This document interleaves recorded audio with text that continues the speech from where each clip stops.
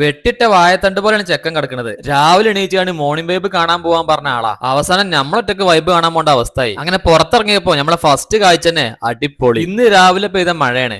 എന്തായാലും ചെറിയൊരു കുറവുണ്ട് ഇപ്പോ. രാവിലെ തന്നെ ഒരു മൂടിക്കെട്ടിയ അന്തരീക്ഷമാണ് ആകെ മൊത്തം ടോട്ടല്. എന്തായാലും ഒരു മഴ കൂടി നമുക്ക് പ്രതീക്ഷിക്കാം. നമ്മുടെ അൽജാബിറൊക്കെ അടിപൊളിയായിട്ടുണ്ട് മഴത്ത്. നമ്മൾ നേരെ വിട്ട് ഫുജേറ കോർണിഷിക്ക. അവിടെ പോയപ്പോ ഒരു മനുഷ്യല്ല. മഴയല്ലേ, ആരെങ്കിലും വരുമോ? എന്താ ചെയ്യാ. കടൽക്ക് നോക്കിയപ്പോ അവിടെ കുറെ പക്ഷികൾ ഇരുന്നാൽ ഉറങ്ങുന്നുണ്ട്. നമ്മളെ സൂര്യൻ മേഘങ്ങളെ തട്ടി മാറ്റിയിട്ട് പുറത്തു വരാനുള്ള ശ്രമം നടത്തുന്നുണ്ട്.